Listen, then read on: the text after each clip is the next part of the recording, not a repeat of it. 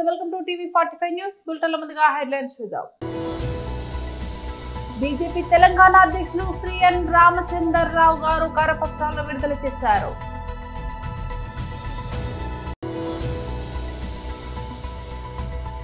తెలంగాణ భవన్ లో మీడియాతో మాట్లాడుతున్న బీఆర్ఎస్ వర్కింగ్ ప్రెసిడెంట్ కేటీఆర్.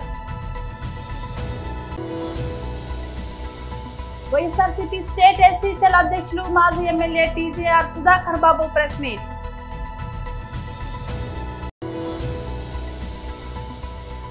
నా కొడుకు రాజకీయాల్లోకి వస్తాడు, వైఎస్ షర్మిల సంచలన ప్రకటన.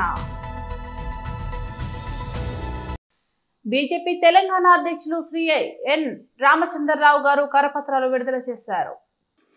ఈరోజు విమోచన కమిటీ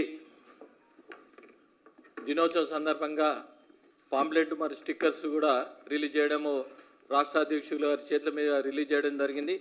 దీనికి అన్న రాకేష్ అన్న గారు, అదేవిధంగా నా తోటి ఎమ్మెల్సీ కుమరన్న గారికి, అదేవిధంగా శ్రీవర్ధన్ అన్న గారికి, బాలాజన్న గారికి, గూడు నారాయణ రెడ్డి అన్న గారికి, విక్రమన్న గారికి, దివాకర్ అన్న గారికి నమస్కారాలు.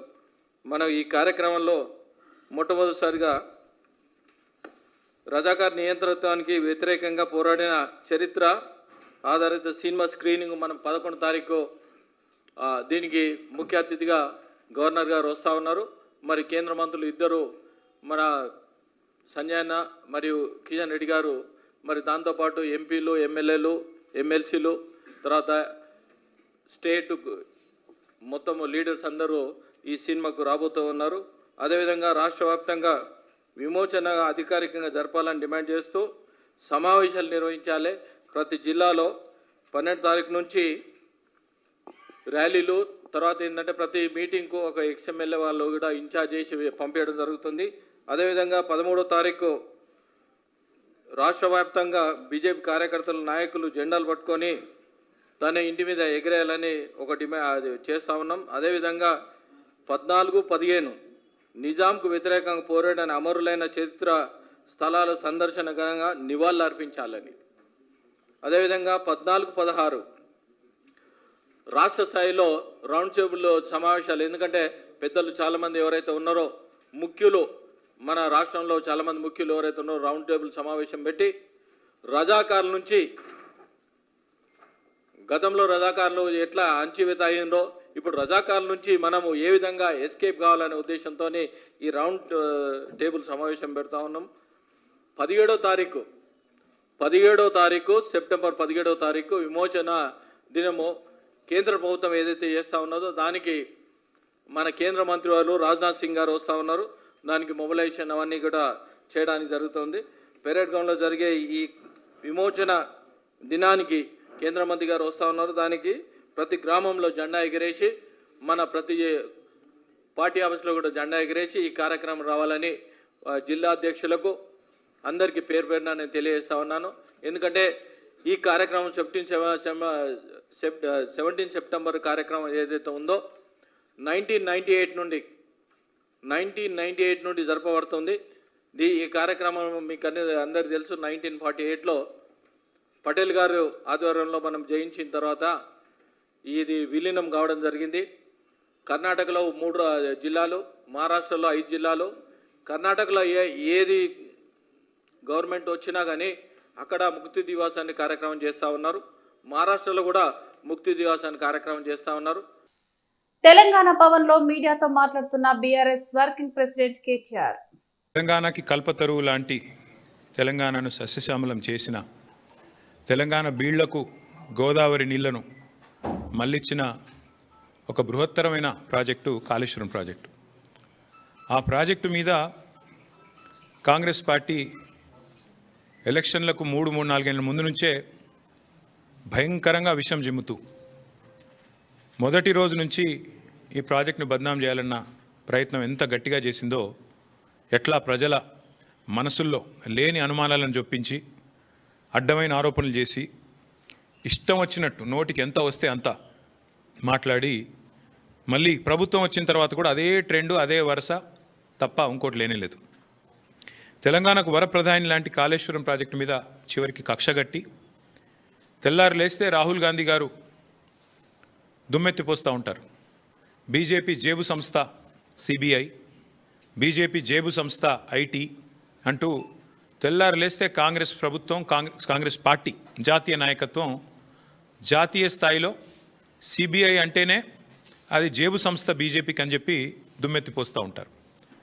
కాళేశ్వరం ప్రాజెక్టు మీద ఈ ముఖ్యమంత్రి గారికి ఎంత కక్ష అంటే చివరికి ఏ సిబిఐనైతే రాహుల్ గాంధీ గారు అనునిత్యం తప్పుపడుతూ ద్వేషిస్తూ ఇది బీజేపీ జేబు సంస్థ అని మాట్లాడతారో, చివరికి ఆ కాళేశ్వరం ప్రాజెక్టు మీద ఇక్కడ ఏమీ లేదు, కొండను దవి ఎలక కూడా పట్టలేదు కాబట్టి 22 నెలలు మరి టైంపాస్ చేసి కోట్ల రూపాయలు తగలబెట్టి కాళేశ్వరం కమిషన్ అని పెట్టి పీసీ ఘోష్ గారి కమిషన్ వేసి కొండను దవ్వి ఎలుకను కూడా పట్టలేని పరిస్థితుల్లో మళ్ళీ కొత్తగా సిబిఐ కప్పచెప్తున్నా అని ఒక కొత్తగా నాటకానికి తెరదీసినారు. నేను ఇవాళ ముఖ్యమంత్రి గారిని అడుగుతా ఉన్నా, రాష్ట్ర వ్యాప్తంగా ఇవాళ ప్రజలకి మీరు ప్రజల సొమ్ముతో ప్రతి పత్రికలో ఇవాళ అడ్వర్టైజ్మెంట్లు, ఫుల్ పేజ్ అడ్వర్టైజ్మెంట్లు ఇచ్చినారు. ఏమని? మల్లన్న సాగర్ నుంచి నీళ్లు తీసుకొచ్చి మూసీకి అనుసంధానం చేసే ప్రాజెక్టుకు, బృహత్ ప్రాజెక్టుకు ముఖ్యమంత్రి గారు ఇవాళ శంకుస్థాపన చేస్తున్నారు అని చెప్పి మరి ఫుల్ పేజ్ ప్రకటనలు ఇచ్చినారు. ఈ ముఖ్యమంత్రి గారికి కానీ కాంగ్రెస్ ప్రభుత్వానికి కానీ కనీస సిగ్గుందా అని నేను అడుగుతా ఉన్నా. కనీస మాత్రం ఇంగితం ఉందా? కనీస మాత్రం సోయి ఉందా మీకు?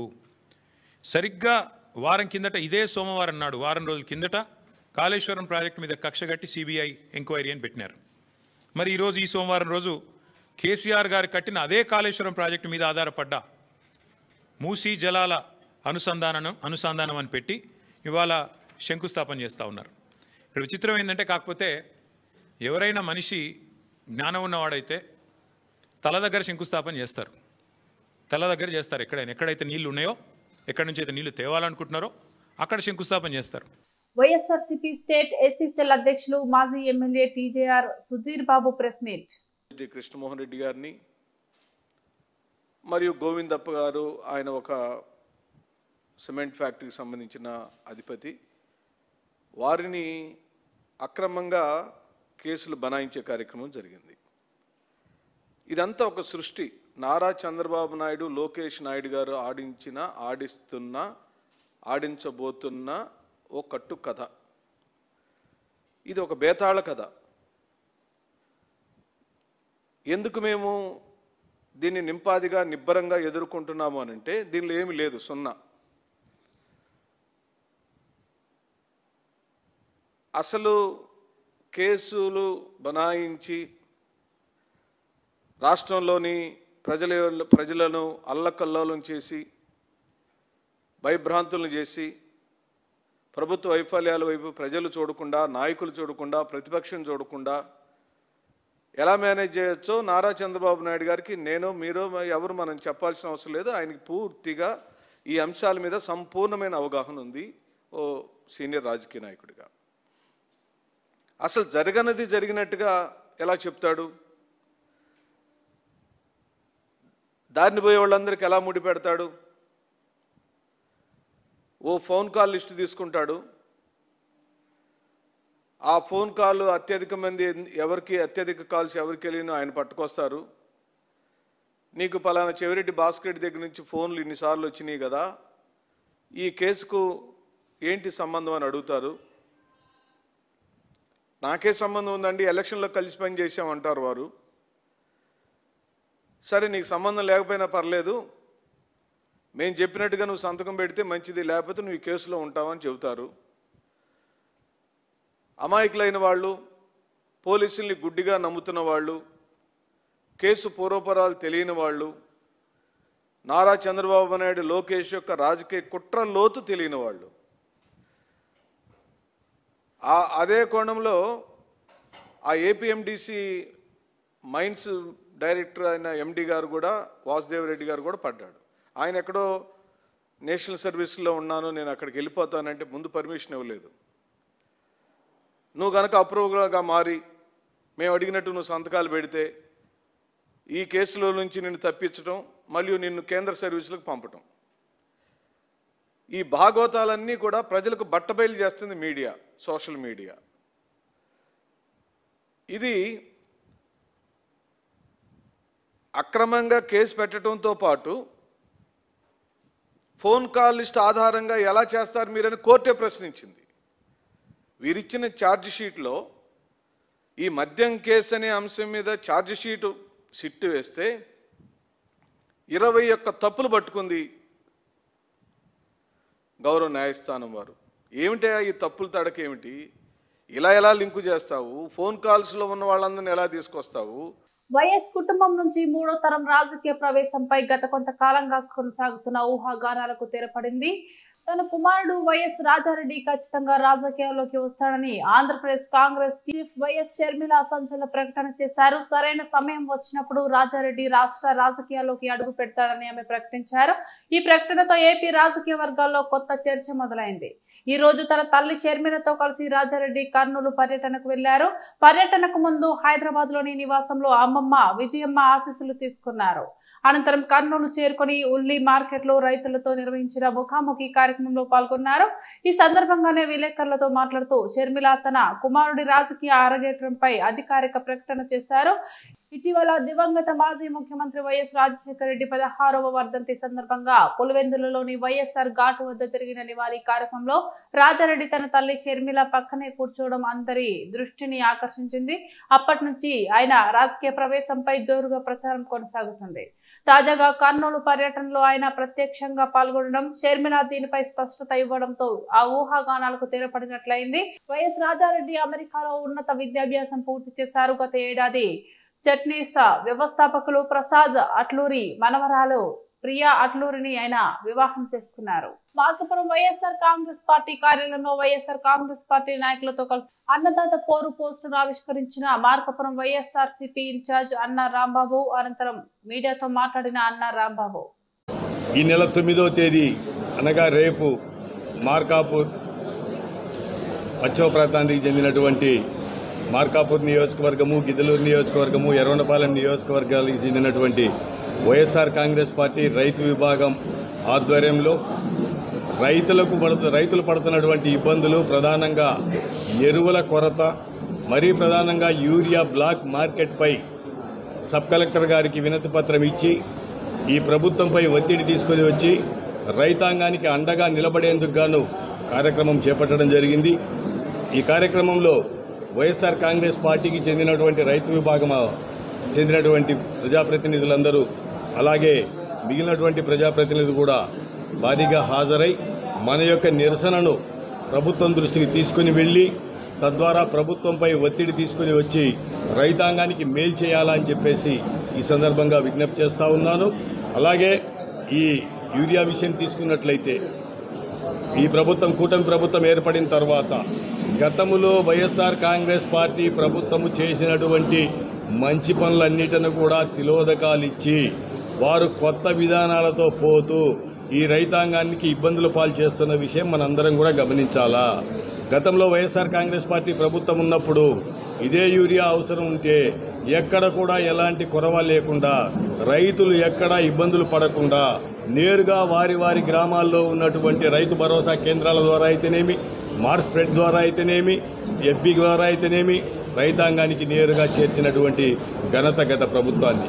కానీ ఈరోజు మార్కెట్ను విస్మరించినారు, రైతు భరోసా కేంద్రాలను పక్కన పెట్టినారు. కేవలం ప్రైవేటు వ్యాపారులకు ఇచ్చి ఆ ప్రైవేటు వ్యాపారుల ద్వారా సుమారు బస్తాకి 200 రూపాయలు అదనంగా వసూలు చేసి స్కామ్ చేస్తున్నారు అనేది మాత్రం ప్రధానంగా మేము తెలియపరుస్తూ ఉన్నాం. ఈ స్కామ్ను మానుకోవాలి. ఈ స్కామ్ను మానేసేసి రైతులకు ఇబ్బంది లేకుండా చూడాల్సిన బాధ్యత ఈ కూటమి ప్రభుత్వం మీద ఉంది. ఈరోజు చంద్రబాబు నాయుడు గారు ముఖ్యమంత్రి గారు అయితేనేమి, గౌరవ ముఖ్యమంత్రి గారు అయితేనేమి, అగ్రికల్చర్ మంత్రి వారు అయితేనేమి, వ్యవసాయ శాఖ మంత్రి వారు ఇరువురు కూడా కనీసం చీమ కుట్టినట్టు కూడా లేదు ఈ సమస్య మీద. ఏం మాట్లాడుతున్నారు? అంతేకాకుండా వ్యవసాయ శాఖ మంత్రి గారు ఏదో ఈ రైతులు భోజనాలకు నిలబడినారు అన్నట్టుగా మాట్లాడుతూ ఉన్నారు. ఇది ఎంతవరకు సమంజసం కాదు. రైతుల్ని కించపరిచే విధంగా వ్యవసాయ శాఖ మంత్రి వర్యులు మాట్లాడడం అనేది సమంజసం కాదు. ఇప్పటికైనా ఈ కూటమి ప్రభుత్వం కళ్ళు తెరచి ఈ రైతులకు ఇబ్బంది లేకుండా రైతులకు ఉన్నటువంటి సమస్యలు తీర్చాలని డిమాండ్ చేస్తూ ఉన్నాం. రైతు భరోసా కేంద్రాలు మీరు ఎందుకు నిర్వీర్యం చేస్తూ ఉన్నారు? అవి మంచి విధి విధానాలతో ముందుకు పోయినాయే కదా ఇప్పటి వరకు. రైతులకు అన్ని విధాల అండగా ఉన్నటువంటి వ్యవస్థ కదా అది. అటువంటి వ్యవస్థను మీరు ఎందుకు నిర్వీర్యం చేయాలనుకుంటా ఉన్నారనేది అర్థం కావడంలే. ప్రభుత్వాలు మారితే మారొచ్చు, కానీ గత ప్రభుత్వంలో చేసినటువంటి మంచి పనులను మనము కొనసాగించాల్సిన బాధ్యత ఉన్నింది. అది కొనసాగించినట్లయితే ఈరోజు ఈ బ్లాక్ మార్కెట్ జరిగేది కాదు. కాబట్టి ఈ ప్రభుత్వము వీటన్నిటి మీద కూడా దృష్టి సారించి వెంటనే రైతాంగ సమస్యను తీర్చాలని కోరుతా ఉన్నాం. గతంలో వైఎస్ఆర్ కాంగ్రెస్ పార్టీ ప్రభుత్వం ఉన్నప్పుడు ఈ ఇన్పుట్ సబ్సిడీ ఇచ్చేవాళ్ళు, అలాగే ఈ క్రాప్ ఇన్సూరెన్స్ ప్రభుత్వమే కట్టేది. బీఆర్ఎస్ పార్టీ నాయకులారా మా ఎమ్మెల్యే మక్కాన్ సింగ్ రాజ్ ఠాకూర్ జోలికొస్తే ఊరుకోమని కాంగ్రెస్ పార్టీ జిల్లా జనరల్ సెక్రటరీ కందూరు శ్రీనివాసరెడ్డి హెచ్చరించారు. గోదావరి కని గంగానగర్ లో రామగుండం ఏరియా లైన్ లారీ యాజమానుల సంక్షేమం సంఘం ఆధ్వర్యంలో కాంగ్రెస్ పార్టీ పెద్దపల్లి జిల్లా జనరల్ సెక్రటరీ కందూరు శ్రీనివాసరెడ్డి మీడియాతో మాట్లాడారు. నాయకులు వారి ఇష్టానుసారంగా మా ఎమ్మెల్యే గారు మక్కాన్ సింగ్ రాజ్ ఠాకూర్ మీద విమర్శలు చేయడం జరిగింది. ఈ విమర్శల మీద ఏంటంటే ఇక ముందు ఎప్పుడు కూడా ఎమ్మెల్యే గారిని ఇష్టానుసారంగా బీఆర్ఎస్ నాయకులు మాట్లాడితే మేము సహించేది లేదు, ఊరుకోను. ఎందుకు అంటే వారు 2-3 విషయాల మీద మాట్లాడడం జరిగింది. మాకేమనిపిస్తుందంటే ఈ టీఆర్ఎస్ నాయకులు మాట్లాడితే దెయ్యాలు వేదాలు చెప్పినట్టు అనిపిస్తుంది. మేము కూడా ఎక్కువ ముందుకొచ్చి ఎందుకు పోనీ పని చేసుకుంటూ పోవాలి, ఎన్నో పనులు చేసుకుంటూ పోతా అంటే పనులు ఇచ్చే చెట్టుకే రాళ్ళ దెబ్బలు అన్నట్టు కొంతమంది మాట్లాడుతూ ఉంటారని చెప్పి మేము కూడా చిన్నదానికి పెద్దదానికి ఎందుకు మాట్లాడడం, ఎందుకు కౌంటర్లు చేయడం అని చెప్పి మా నాయకుడు మమ్మల్ని ప్రతి దానికి ఏంటంటే అన్నిటికీ అవసరం లేదరా మనం పని చేసుకుంటూ పోదామని చెప్తూ ఉంటాడు. లేకపోతే మీకంటే ఎక్కువ మాట్లాడతాం, మీకంటే ర్యాష్గా మాట్లాడతాం, అన్నిటికీ సమాధానం కూడా చెప్తాం. మా కాంగ్రెస్ పార్టీ నుంచి మేము ప్రతి ఒక్కరం ఒక సైనికుల లెక్క మేము రాజ్ ఠాకూర్ దగ్గర మేము పార్టీకి పనిచేస్తూ ఉన్నాం. మా దాంట్లో కూడా ఎవరైనా తప్పులు చేస్తే మానుకోండి, తప్పు చేసిన వాళ్ళు రాకుంటారని కూడా బేషరతో చెప్తా ఉన్నాం. ఆయన పెద్ద మనిషి మాట్లాడతాడు.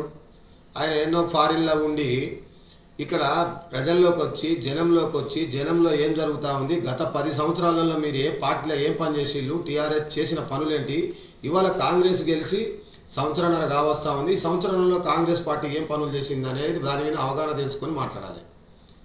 మీరు ఎక్కడో ఉండి ఎవరో చెప్పిన మాటలని ఎవరో ఫోన్లలో చెప్తే మీ ఇష్టానుసారంగా మీరు ప్రెస్ మీట్లు ఎన్నో ఉండి పెడతారు. మీరు ఎమ్మెల్యే గారిని ఎట్లా పడితే అట్లా ఇష్టానుసారంగా ఏదో ఏ పని చేసినా కానీ ఏదో పైసలు దండుకుంటాడు పని మాట్లాడుతూ ఉన్నారు. మీరు దీని మీద డిబేట్ పెట్టండి, మీ పార్టీకి మీరు కూడా రాండి, డిబేట్ పెడదాం. ఎక్కడంటే అక్కడ సెంటర్లో డిబేట్ పెడదాం. గత పాలనలో పైసలు తీసుకొని పనిచేసిల్లా, ఇవాళ కాంగ్రెస్ పార్టీలో పైసలు తీసుకొని పనిచేస్తుర్రా అనే దాని మీద మనం డిబేట్ పెడదాం. ఎక్కడైనా సరే ముఖ్యంగా ఇంకోటి ఏం మాట్లాడతారు, ఉస్కా ఫ్రీ చేయడానికి కారణం రేవంత్ రెడ్డి గారు ఎక్కడ కూడా గరీబు వాళ్లకు, మధ్యతరగతి కుటుంబాలకు ఇసుక అందుబాటులోకి రావాలి, తక్కువ రేటుకు రావాలి, వాళ్ళు ఇల్లు కట్టుకోవడానికి పనిచేస్తుంది. అట్లనే దాని మీద ఆధారపడి రవాణా చేసుకునేటోళ్ళు ట్రాక్టర్ వాళ్ళు కానీ ఎవరైనా ఉంటే చిన్న చితక వాళ్ళకు 1000 రూపాయల ట్రిప్పులు లెక్క ఉసుక ట్రాక్టర్ 1000 రూపాయలు అంటే మా లారీ కుటుంబాలన్నీ రోడ్డు మీద పడడానికి కారణమే బీఆర్ఎస్ పార్టీ. మొత్తం సర్వనాశనం చేసిపోయింది మమ్మల్ని, మొత్తం రోడ్డు మీద పడ్డాం. ఇలా నువ్వు ఏ కాంట్రాక్టర్ ఉన్నాడో వాడు అవి ఆర్ఎఫ్ఎల్ కాంట్రాక్టర్లకు ఫోన్ నెంబర్లు మీ దగ్గర ఆన్లైన్లో కూడా తెస్తాయి, ఫోన్లు చేసి మాట్లాడు. లేకపోతే నువ్వు బేషరతుకు రా. ఏ లీటర్ కమిషన్ తీసుకుంటాడు, ఏ లీటర్ కమిషన్ తీసుకుంటా వాళ్ళే కాంట్రాక్టులు చెప్తారు. నీకు బేషరతు అయితే వాళ్ళే చెప్తారు. ఏడికైనా బిట్టింగ్ పెట్టి కూకుందాం. మీ బీఆర్ఎస్ పార్టీ వాళ్ళు మా కాంగ్రెస్ పార్టీ వాళ్ళు అందరం కలిసి కూకొని బేషరతుకు కూకొని మాట్లాడదాం. డబ్బులు ఎవరు తీసుకున్నారు, ఎవరు వ్యవస్థను సర్వనాశనం చేసి దాని మీద చర్చ పెట్టుకుందామన్నా. మీరు ఈ పద్ధతి మార్చుకోండి, లేకుంటే మీరు మార్చుకోకపోతే దేనికైనా సై అంటారా. మేము ఇప్పటికి మీకు ఆర్ఎఫ్ఎల్లో డబ్బులు తీసుకొని ఎవరెవరు రాజకీయం నడిపించారు, ఎవరు చేసిల్లు అనేది మీకు తెలుసు, మాకు తెలుసు. 100% మీ కప్పు పెట్టుకొని మీ తప్పులని పక్కకు పెట్టుకొని మా కాంగ్రెస్ వాళ్ళ మీద పడి ఎమ్మెల్యే గారి మీద పనిచేసే ఎమ్మెల్యే గారి మీద పడితే ఏమన్నట్టు. ఎమ్మెల్యే గారిని అంటే ఊకోము, 100% చెప్తున్నాం. ఎమ్మెల్యే గారు చేసే పనులకు ఒకటి గుర్తుపెట్టుకోరు. ఇప్పుడు ఇవాళ ఏదైతే లక్ష్మీనగర్ ఉందో, ఏదైతే రోడ్ల వెడల్పు ఉన్నాయో ప్రతి ఒక్క మనిషి 1000 మందిలా 990 మంది ఒకే డన్ అంటారు. డన్ అంటే నెంబర్ 1 చేస్తాడు. అందులో బీజేపీ వాళ్ళు ఉన్నారు, మన టీఆర్ఎస్ వాళ్ళు కూడా కార్యకర్తలు అందరూ అరే శబ్బాస్ రాబాయ్ మీ ఎమ్మెల్యే గారు 100% పనిచేస్తూ ఉన్నాడు, ఈయన మొగర్రాబాయ్ అని ప్రతి ఒక్క సామాన్య కార్యకర్త చెప్తా ఉన్నాడు. ఇలా లీడర్లకు నచ్చలేదు. మెయిన్గా ఈ లీడర్లు ఏం చెప్తానంటే ఇలా పైరోలు కానిస్తలేడు. అంతకుముందు ఏంటంటే పోలీస్ స్టేషన్లో పైరోలు ఎవరు పోతారు, పైరోలు చేసుకొని బతికేటోళ్ళు. పోలీస్ పైరోలు నడతలేవు, ఏడికి పోయినా ఏమి నడతలేవు.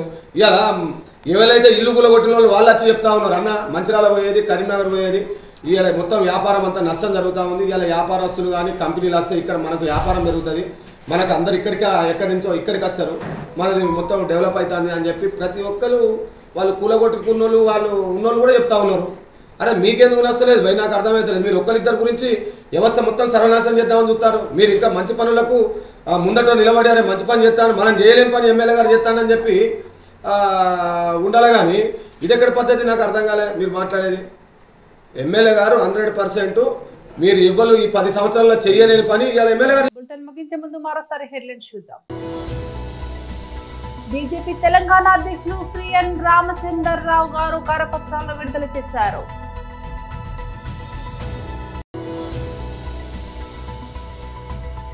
తెలంగాణ భవన్ లో మీడియాతో మాట్లాడుతున్న BRS working president KTR. YSRCP state SC cell అధ్యక్షులు మాజీ ఎమ్మెల్యే టీజీఆర్ సుధాకర్ బాబు ప్రెస్ మీట్.